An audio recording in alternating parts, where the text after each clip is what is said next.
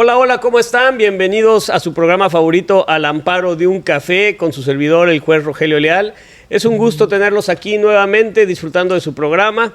Y hoy tengo un grandísimo invitado, un gran amigo, además de todo, y un excelentísimo juez. Un juez especializado en materia mercantil ahorita, porque también fue juez de amparo, sí. También penal, ¿no? Estuviste, sí, la parte mixta, ¿no? Has estado en todo, amigo. Entonces, pero hoy por hoy estás en un juzgado mercantil, ¿no?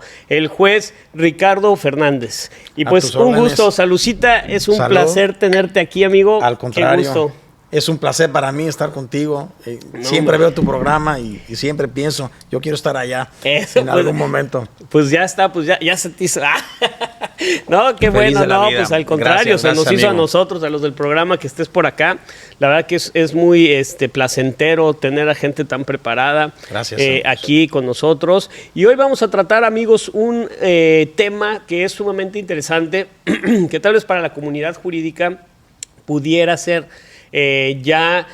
muy tratado, pero para mucha gente que está estudiando derecho, para gente ama de casa o gente que no se dedica necesariamente al derecho, no tiene noción completa de esta situación que se presenta, que son los intereses usurarios, que incluso hoy están en boga, pues por todas estas circunstancias de todos estos grupos. Incluso ya ves que hay hasta unos colombianos que prestan y ponen unos réditos terribles y no pueden pagar la gente. Y entonces siempre, en algún momento, creo que todas las personas hemos tenido contacto con un crédito. Cuando ya eres adulto, necesitas créditos, ¿no? Y esto da lugar a que pues tú en algún momento puedas ir con una persona que no necesariamente tiene que ser una institución financiera y pues llevar a cabo la firma de un pagaré, ¿no? Que es como que el título de crédito más común, ¿no? ¿Estarás de acuerdo? Así es, sí, para garantizar, ¿no? Para garantizar el adeudo, y entonces pues firmas un pagaré, pero estos pagarés normalmente pues traen intereses del 10% mensual o más, ¿no? Claro, o más a veces. Y entonces, ¿qué pasa con estos intereses? Estos intereses, pues la Suprema Corte de Justicia de la Nación en algún momento determinó pues que eran intereses usurarios, ¿no? Claro. Y esto, bueno, para irnos poniendo como en el contexto, quisiera que platicáramos un poquito de este tipo de intereses, ¿no? Porque entiendo, y para que nuestra audiencia lo sepa, hay unos intereses que son moratorios y otros ordinarios, ¿no? ¿Cuál es la diferencia entre estos o cómo está, amigo? Mira, la parte de los intereses viene de origen en la propia legislación, que es la Ley de Títulos y Operaciones de Crédito, y normalmente antes de 2014 establecía como una regla, como que había siempre la posibilidad de que la ley, los contratos eran la suprema ley, ¿no? Ajá. Entonces lo pactado era lo que regía. La literalidad del contrato. Y anteriormente los jueces, cuando se presentaba un pagaré con un interés hasta 10, 15%, bueno, pues así lo pactaron, así tenían que pagarlo. Claro. Sin embargo, bueno, gracias a Dios, la evolución de los derechos humanos y la evolución de la protección hacia los mismos, bueno, fue evolucionando, y la propia Corte hizo algunos avances a partir de 2014 y ya reguló esta situación, en donde dijo, bueno, hay que tener cuidado, no es ilimitado la voluntad de las partes, hay que restringirlo, porque la propiedad también es un derecho fundamental, es un derecho humano. Entonces, tenemos dos intereses básicamente que funcionan por regla general en nuestra vida cotidiana. Ajá. En los pagarés, por ejemplo, tenemos intereses ordinarios e intereses moratorios. Normalmente en los pagarés casi siempre solo vemos intereses moratorios. Sin embargo, ya hay muchos pagarés, esos que vienen de machote, de formato, en donde ya incluyen intereses ordinarios. ¿Qué diferencia hay? Bueno, el interés ordinario básicamente es el precio del dinero que, por ejemplo, en un contrato de préstamo, el que tiene por sí mismo. Es decir, yo te presto 100 y me vas a pagar. Pues yo tengo que tener una ganancia. Exacto. Porque pues no lo tengo en el banco, ni lo tengo trabajando, pero entonces si yo te lo presto un mes o 2 meses, bueno, es el dinero que me daría a mí como de rédito normalmente una institución bancaria, una ganancia. Eso es el interés ordinario. Pero el interés moratorio más bien se ve como una sanción, como una pena. Como una pena por el retardo en el cumplimiento específico o en el natural de la obligación. Es decir, normalmente los pagarés tienen una vigencia, es decir, una fecha de firma, el lugar de firma, y te ponen una fecha de pago. Exacto. Cuando se vence esa fecha de pago, entonces viene la sanción si no has pagado. Exacto. Esos son los intereses Esos moratorios. ¿no? Y viene la problemática porque, como bien dices, hay un tema social en donde en muchas ocasiones la mayoría de las personas puede decir, bueno, si yo necesito dinero, acudo a una institución bancaria y pido dinero y me lo prestan con todas las de la ley. Pero también es cierto que la realidad social es que no tiene acceso a las instituciones bancarias. Sí, y de hecho, perdón que te interrumpa, pero precisamente mucha gente, y mucha gente joven sobre todo, claro, mucha gente joven, pues no tiene historial bancario, ¿no? Y si claro, no tienes historial bancario, no te dan crédito. O no sea, el historial crediticio que se llama, ¿no? Así es. Y no tienes historial crediticio porque nadie te da crédito, nadie te da una tarjeta de crédito, porque no tienes historial crediticio y entonces se vuelve como algo así y entonces solamente algunas tarjetas que no piden muchos requisitos o gente que sin ningún requisito te dice, no, ven, y aquí yo te presto 30,000 pesos y inmediato te los doy y todo, pero el truco está en los intereses. Ahí está el truco. Ahí está. Y ahí es donde se deben cuidar. Hay que tener mucho cuidado porque tal vez la gente tiene una necesidad y acude a estos llamados prestamistas. Exacto. O también coloquialmente se le llama agiotistas, ¿no? Uh-huh. O sea, así es ese término también coloquial que se usa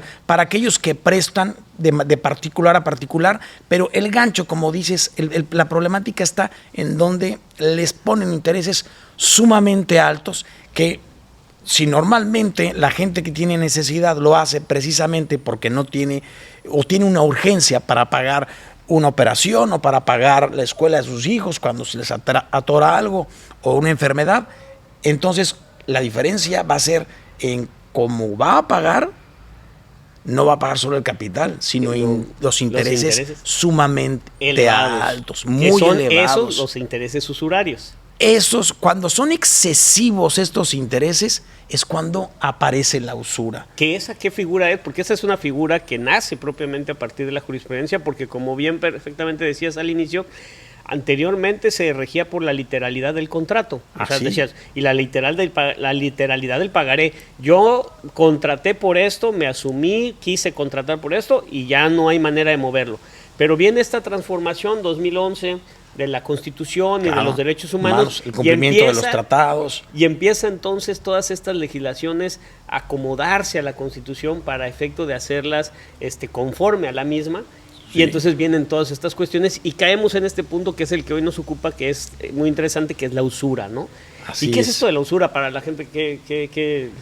Fíjate que la usura, para poder entenderla un poco, para cómo acomodarla en los derechos humanos, a partir de 2011, incluso cuando vino la reforma constitucional y vinieron esta necesidad de aplicar los tratados internacionales para proteger los derechos humanos de todas las personas, nos basamos mucho en la Convención Americana de Derechos Humanos. Correcto. Y ahí tenemos un artículo que nos restringe la usura, pero en términos generales la usura pues no se entiende. Exacto. Solo sería el como saber que un interés puede tener un valor cuando está limitado, cuando es natural.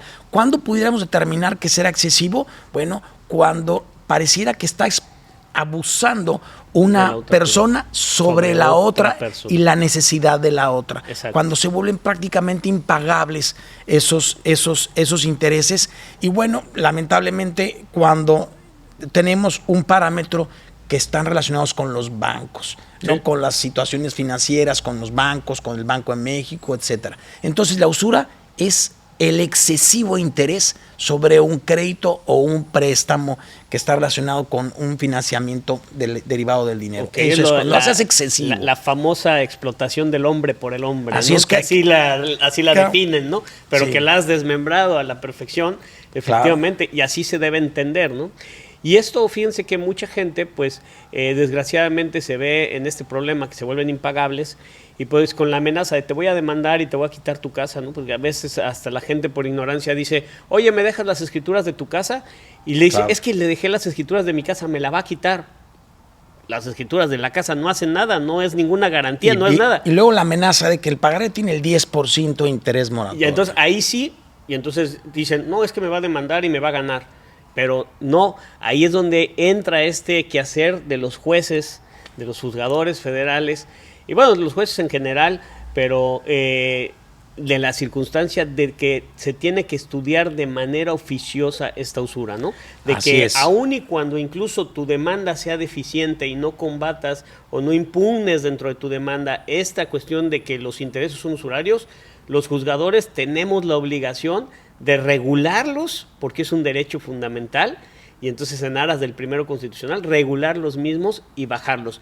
Pero viene la duda, ¿cuánto lo bajo? ¿Qué parámetro utilizo para que tampoco sea pues ventajoso ahora nada más para el deudor y no para el acreedor, que Claro. se vea en un desequilibrio, ¿no? Claro, aquí hay que buscar el equilibrio entre lo comercial, que es prácticamente el motor, el centro neurálgico de las finanzas de un país o de una colectividad. O sea, también tenemos que tomar en cuenta que hay quien se dedica a prestar dinero tanto a instituciones como gente en particular, que también es parte del motor, no solamente en préstamos, sino también en transacciones comerciales. Exactamente. ¿No? Hay muchas transacciones comerciales que se utilizan los pagarés para poder garantizar o para asegurar pagos en determinadas formas. Entonces, el comercio sigue siendo un motor, es como un centro neurálgico de las finanzas en todos las culturas, todos los ámbitos. Pero, ojo, hay que tener también límites,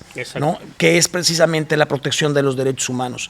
Aquí es la forma en que los jueces tenemos que intervenir. Y bien dices tú, no solamente implica la defensa de solicitar que no se cobren intereses usurarios, porque incluso aun cuando la defensa sea muy precaria o muy pobre, incluso cuando no se contesta una demanda, los jueces están obligados a analizar si esos intereses son usurarios, son excesivos. Okay.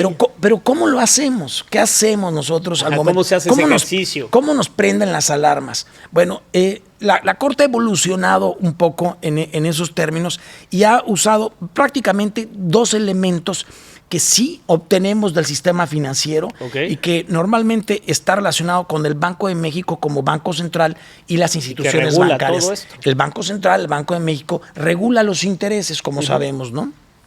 Pero también marca pautas para los préstamos en relación a los bancos. Y los parámetros son los intereses que cobran los bancos.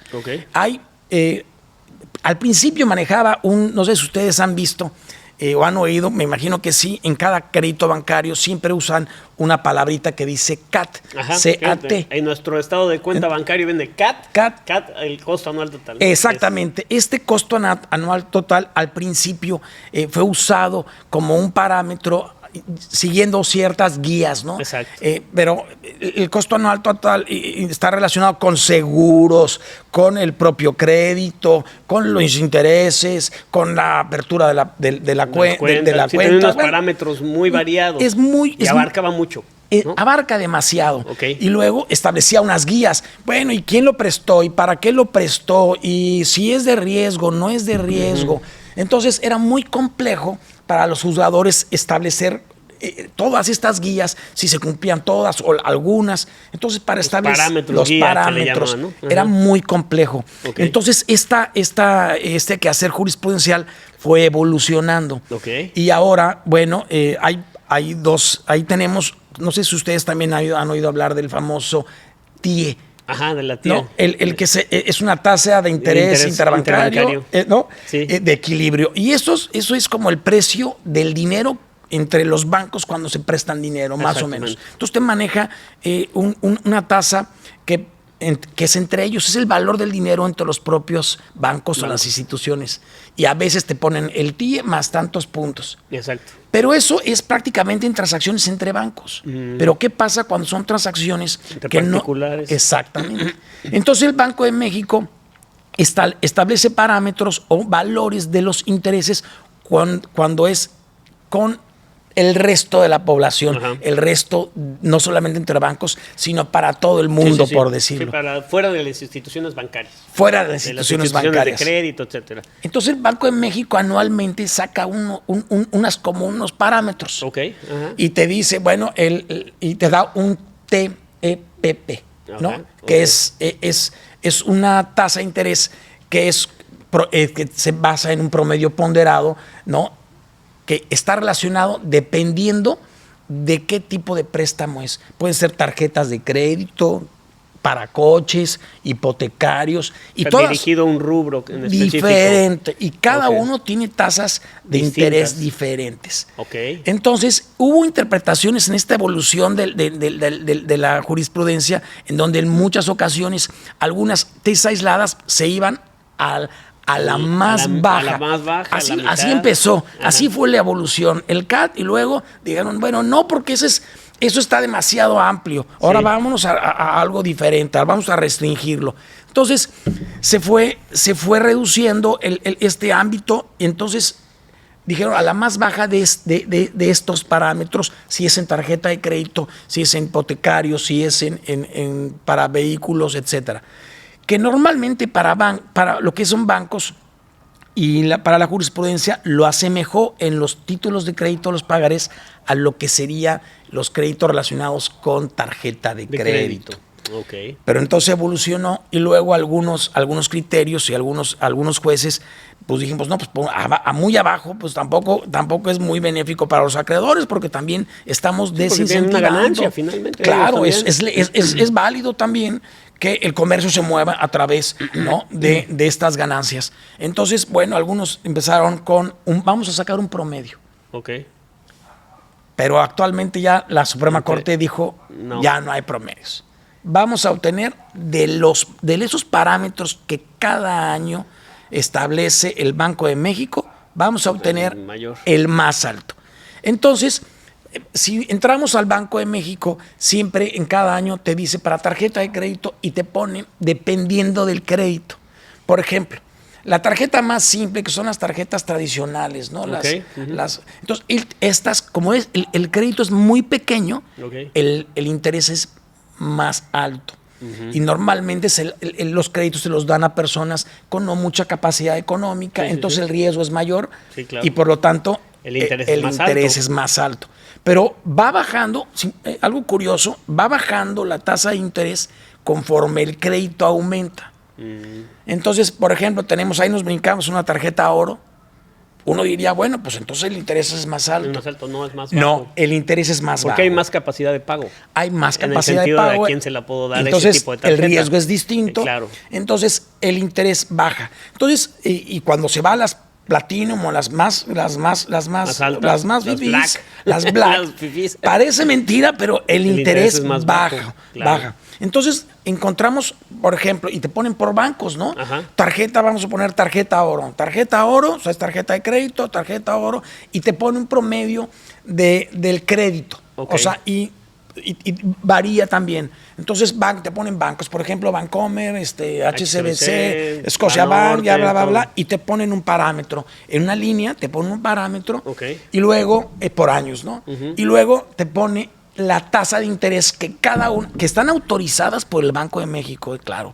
Todas estas. Sí, todas están reguladas por el Banco de México. Todas están reguladas. Porque incluso, voy a hacer un pequeño paréntesis, recuerda que las tasas de interés que marca el Banco de México por criterio jurisprudencial tienen la presunción de legalidad. Y no son usurarias. Y por consiguiente. Presunción no quiere decir que no pudieran hacer, un juzgador no pudiera hacer un esfuerzo para poder regularla. Si en algún momento se llegara a denotar esto, ¿no? Exactamente. Entonces, en términos generales, tienen la presunción de legalidad. Entonces, viene este porcentaje.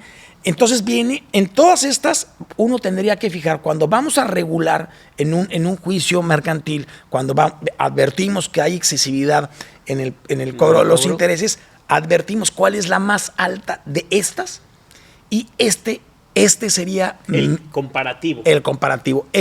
Entonces, si tengo 10% en el pagaré mensual, se va a 120 anual. Es una locura, ¿no? Sí. Pero si aquí tengo, si son 5,000 pesos, posiblemente la tasa de interés es más amplia, y me dicen, no, pues 70%. Bueno, 70% es más amplio, pero no compares con el 120. Claro.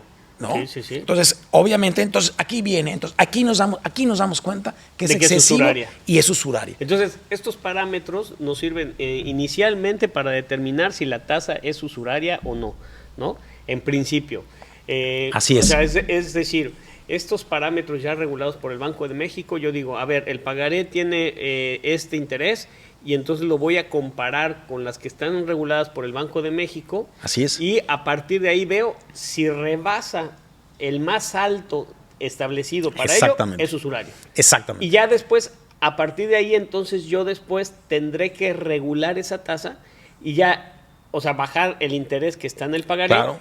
Y lo bajaré al parámetro más alto o a qué parámetro de esas. No, al más alto del que También viene el Banco al de más México. alto. Sí. O sea, sirve para las dos cosas, tanto para verificar si hay usura, Claro, como para fijar esa tasa. Exactamente. Okay. Pero hay que tomar en cuenta que una cosa son intereses ordinarios, como bien Ajá, dijiste al y principio, otras y otra son cosa moratorios. son los moratorios.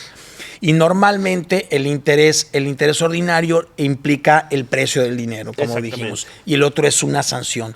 Entonces hay que tener mucho cuidado con el interés moratorio. Este pudiera tener un parámetro ligeramente más abajo o más alto.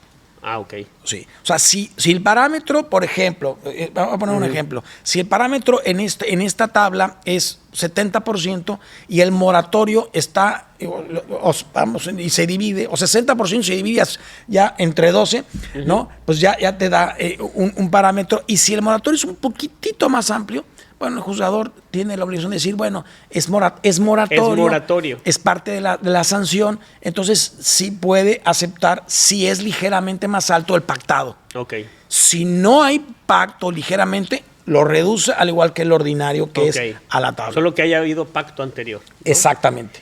Exactamente. Okay. No sé si me expliqué. Sí, perfecto. Sí, claro que sí. O sea, la circunstancia es de que atendiendo a la finalidad que sigue cada uno de los intereses, el ordinario es la ganancia que voy a obtener por prestarte el dinero. Exactamente. Y entonces esa se regula necesariamente por esto.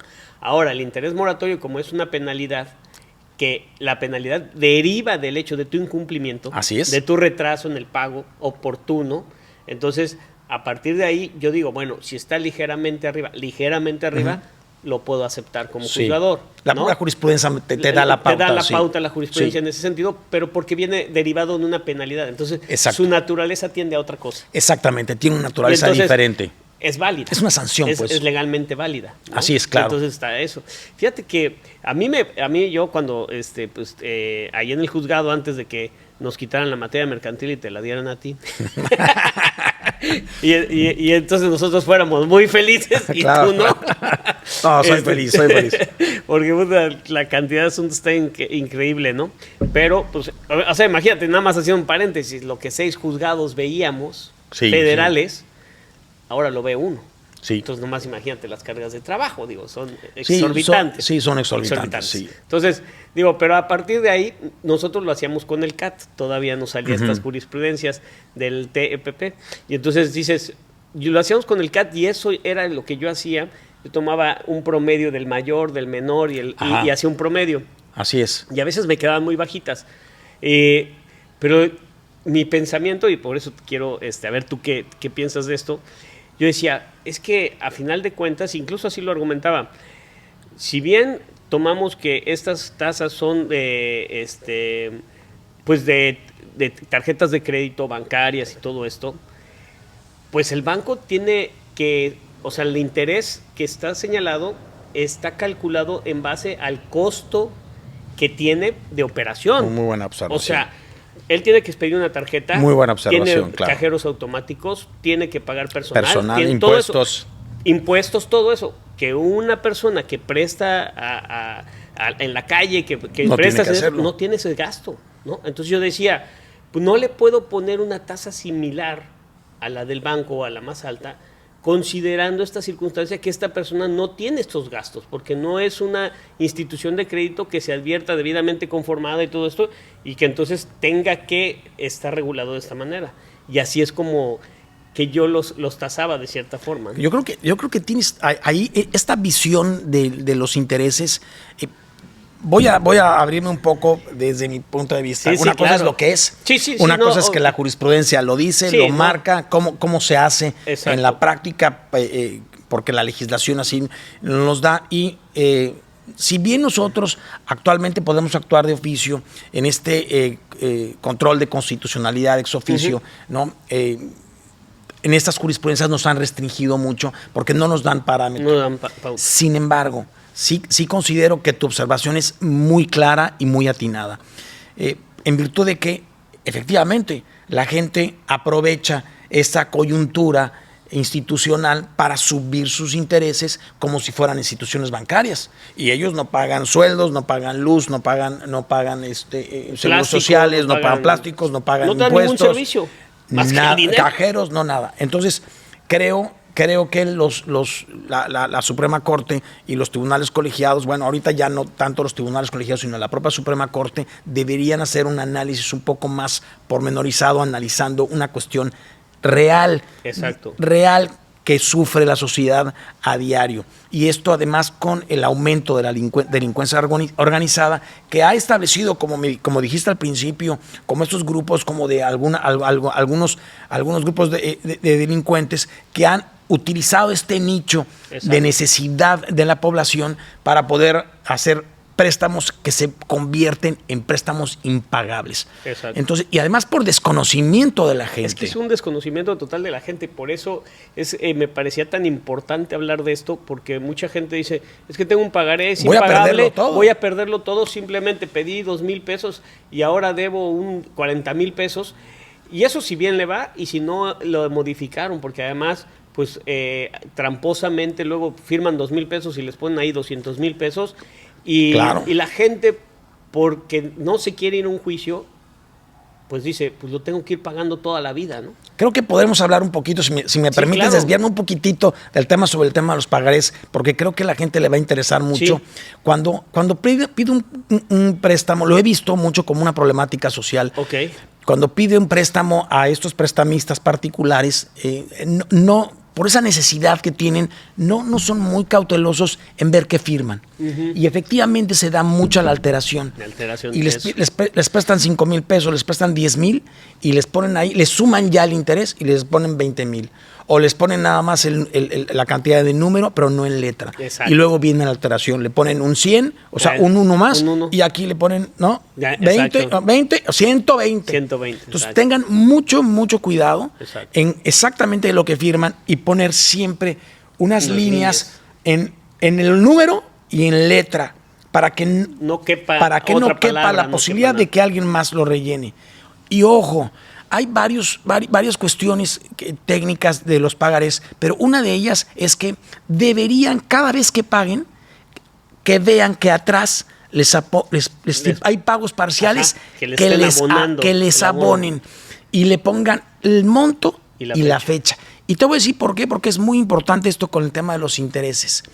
Porque si ustedes pagaron y empezaron a pagar, ya se venció el pagaré y empezaron a pagar y se los anotaron, y empezaron a pagar intereses sobre 10%, por ejemplo, si los demandan porque no pagaron y el juez amablemente aplicando su criterio, aplicando la jurisprudencia en beneficio y en protección de los derechos humanos, les baja el interés al momento de dictar la sentencia, bueno, lo pagado, ojo, también puede ser retroactivo con base en los intereses. Eso está muy interesante porque ahora ya la Corte... Y eso es lo más nuevo, ¿no? Eso es 2024. Buenísimo. Que las tasas sobre lo ya pagado también se pueden reducir. Y lo podemos aplicar, eso, lo que fue en extra, lo podríamos aplicar a capital. A capital. Fíjate qué interesante. Eso está muy interesante. Buenísimo. Y eso... Sí. ¿Lo haces en sentencia o lo dejas para ejecución? No, en sentencia.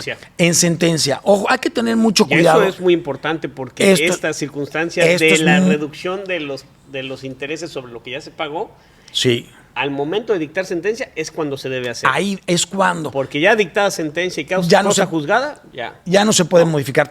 Acabas de decir una cuestión muy importante. Tiene que ser en sentencia. Porque si se dictó en la sentencia y no se tomó en consideración eso. Pagas con la tarjeta de crédito y te imprimían un ticket. Y ese ticket era un pagaré abajo. Y te decían, fírmale. Además. Y todo el mundo firmaba. Sí, pues, pensaba que estaba firmando el voucher, ¿no? El voucher. Ajá. Y yo siempre rayaba el interés, rayaba la cantidad, rayaba todo. Y hasta los propios empleados, oiga, pero no lo puede rayar. No, ¿cómo no? Le digo, si tiene un pagaré ahí, ¿no? Sí. Yo lo rayaba y firmaba así, ¿no? Digo, porque yo te debo lo que dice arriba, no el pagaré en blanco. Sí. Y la gente no se da cuenta. O sea, Ya lo quitaron, como que les han de ver Es que, la observación. es que se hizo de costumbre, amigo. Exacto. Y ese es el tema. Cuando eran planchadas las tarjetas, no sé si tú te Ajá. acuerdas, bueno, se sí. tocaban, las tarjetas se Sí, sí. planchaban, pues no había este registro electrónico. Sí. Entonces, pues lo único que tenían para obligar a cobrarle al amigo era el pagaré. El Pues por pagaré. eso el voucher, así se le dominaba antes, Sí. el voucher o el pagaré. ¿No? Exacto. Cuando Sí, sí, habían sí. los juicios, porque antes cuando planchaban las tarjetas, pues tú firmabas literalmente un debo y pagaré la Un debo y cantidad. pagaré, exactamente. Ya pues cuando cambió eso, pues no, eso ya es otra cosa, Ya, ya exactamente. cambió, entonces ahí tenían doble, ¿no? Sí, Esas tenían el instituciones. voucher y tenían además Y un tenían pagaré, el ¿no? pagaré. Y me tocó en el tribunal colegiado ver que venía cortado el ticket de Liverpool, nada más el pagaré. Y es lo que presentaron Como en fundatorio en de vía la ejecutiva. demanda. Sí. Hay que tener mucho Y- cuidado. Y pues ahí le pusieron lo que ellos quisieron, ¿no? Amigos, Entonces digo, ¿no? O sea, hay que leer siempre lo que uno firma. Y si Exactamente. tienen duda, háblenle a un abogado. correcto. ¿no? O no firmen. Exactamente. O no firmen. Y ver bien las letras chiquitas, ¿no? Y ver Porque bien las letras hay chiquitas. que estar muy atentos a esa situación. Y lo que dijiste me parece muy importante en relación a cómo cuando abonas a los pagarés que son que te dicen mensualmente me vas a pagar tanto Y les dan recibito. y les dan recibitos, esos recibitos no sirven porque no, hay manera de hacer match entre Es el muy recibito difícil. con el pagaré. Es se más pudiera, difícil. pero en juicio y es muy complejo. Es muy complejo. Lo más fácil es atrás en el pagaré. Eso ya con eso ya tengan pleno certeza y con fecha de que eso se va a aplicar a fuerza. Exactamente. Entonces eso es lo más importante. Cada vez que hagan un abono, que les pongan atrás, olvídense, ni el recibo No importa. Exacto. Con que atrás esté El abono, el monto, si se puede con el número y letra y la fecha, con eso está más que suficiente. Exacto. Y si pagaron intereses extra, Ahí en el Ahí juicio se les puede puede reducir. aplicar. Y también es oficioso. y también es oficioso. No Así es es, de amigo. si quiero o no quiero, es No. el juzgador tiene la obligación de atender esa circunstancia y Así hacer es. la reducción también sobre eso. Aunque incluso no se conteste la demanda. Y sí, fíjate, eso está buenísimo, Sí, ¿no? muy bien, muy Incluso hasta que no se conteste la demanda, al momento de que obviamente se fue en rebeldía el juicio, pues vas a condenar, pero haciendo esta regulación tanto de los intereses y ordinarios o moratorios, porque puede ser de los dos, no necesariamente tiene que ser de uno. Ojo, hay ¿no? que tener. También, Eso es muy importante, porque pueden coexistir los dos intereses. Eso es algo que no hemos comentado. Los intereses ordinarios y los intereses moratorios pueden coexistir porque tienen una naturaleza diferente. Exactamente. Tienen una Y finalidad no son distintas. incompatibles, tienen Exacto. finalidades distintas. Exactamente. Entonces, bajo esa idea, cuidado, sí se pueden cobrar en un propio pagaré si lo contempla, porque Ajá. sí los hay, Sí. sí los he visto, que tienen intereses ordinarios e intereses moratorios. Entonces, ojo, esos coexisten. Incluso los pueden obligar a firmar para, además, pago de impuesto al valor agregado. Ajá, sí, también Ojo, lo he visto. También. Sí, Y les cobran IVA sobre Les intereses cobran IVA. ordinarios y luego intereses moratorios. Que eso es otra historia, porque realmente pues ellos no pagan el impuesto, No pagan el IVA. IVA, Ajá. pero no hay regulación al No hay respecto. regulación al respecto. No hay ninguna regulación. A la fecha no hay. Al principio hubo cuando exigían, ¿te acuerdas? ¿No? Empezaron a exigir el registro federal de contribuyentes contribuyentes y todo eso. Y la idea en la reforma era darle esa entrada. Ese seguimiento. Ese Pero no hay un seguimiento. seguimiento. Pero Realmente no hay. porque Ya. fue la reforma del Código de Comercio que dicen, con tu demanda tienes que presentar tu CURP y tienes que presentar tu identificación y Y tu el constancia de situación fiscal. o Para tu eso RFC. era para efectos Para de esos fiscalización. efectos, pero se perdió. Pero la Suprema Corte, cuando resuelve el tema de la exigencia de estos requisitos en los juicios orales, en la ejecutoria dijo, no tiene efectos de fiscalización. Sin tomar ¿Ya valió? No, ya valió. Sin tomar en cuenta realmente el objetivo, la finalidad. Que Exactamente. era en protección también del propio deudor. Por ¿no? supuesto, claro. Para efecto de que digas, oye, bueno, pues si me estás cobrando el interés, pues a ver, yo quiero ver que sí lo enteraste. Claro, porque además, si no, si yo tengo una porque es un actividad... 16%. Porque si tengo una actividad comercial, pues yo podría, si yo te lo pago en sentencia, yo tengo Podría la posibilidad acreditarlo. de acreditarlo y hacerlo deducible. Claro. Por supuesto. Entonces ahí te obligo a ti, acreedor, de que tú lo reportes a las lo autoridades traslades hacendarias. para que a su vez a mí me sea deducible, ¿no? Así es. Fíjate qué interesante. Sí, es un tema que hay mucho de qué hablar. Sí, de la esto, verdad sí. que es muy interesante esto de los intereses usurarios, cómo se manejan, cómo lo has, pues lo has explicado a la perfección. Bueno, la verdad es que tú prácticamente no, ya, hombre, ¿no? no, hombre, pero la verdad es que yo creo que esto nos deja una lección a todos los que tengamos la necesidad de firmar este tipo de documentos. Hay que estar muy atentos a ello y sepan que esta circunstancia, los intereses usurarios, cuando ustedes firman un pagaré y hay un interés de esta naturaleza, pueden ir a un juicio para efectos de que se regule esto y entonces proceder al pago, pero de un interés justo, ¿no? Así es. Incluso hay gente que cree que hay que esperarse a que lo demanden para poder pagar. No es cierto. Y eso es muy importante. Eso es muy importante. No hay que esperar a que a uno lo demanden. Si uno debe un pagaré y quiere cumplir con base en la ley, puede hacer un ofrecimiento de pago ante un juzgado para que hasta ahí se quede la deuda, hasta ese momento. Entonces hay que ver esas posibilidades que la propia legislación nos permite y que poca gente no las usa. Bueno, mucha gente no las usa porque no las conoce. ¿No? Pero sí se puede. Pero sí se puede. Y también, digo, los abogados a veces pues también hasta los desconocen los propios también, abogados. Claro, ¿no? por supuesto. Entonces es importante, porque eso también creo que vale la pena ahorita decirlo dentro de esto que estamos hablando, que yo creo que es muy importante que los abogados sean especializados en cada materia, ¿no? No puede haber un abogado todólogo, digo, esos abogados que amparo, penal, civil, mercantil, ¿de cuál sabes? Porque no puedes saber de todas. Yo creo que no. Entonces yo creo que que se especializa en materia mercantil, voy con él. Es como un médico, ¿no? Vas con el cardiólogo, si tienes problemas del corazón, no vas con el gastroenterólogo, ¿no? Sí, o sea, así es. Entonces así tiene que ser y no puede haber un médico que te conozca todo. O sea, de acuerdo, sí. Entonces creo que por eso es importante la especialidad de cada abogado, ir con el correcto, con el adecuado, para que sepa todos estos instrumentos legales que son en defensa de las personas y no están desamparadas, ¿no? Como pensaran ellas, ¿no? Y no dejarse aprovechar por este tipo de personas que pues hacen esas modificaciones o que hacen este tipo de préstamos agiotistas, ¿no? Y pues que se convierten en ilegales al final. Quiero nada más hacer una pauta. Claro. Hay mucha gente que no tiene la posibilidad de acceder a la defensa de abogados, abogados. Y en muchas ocasiones eso hace que no se defiendan o esperen hasta que los demanden.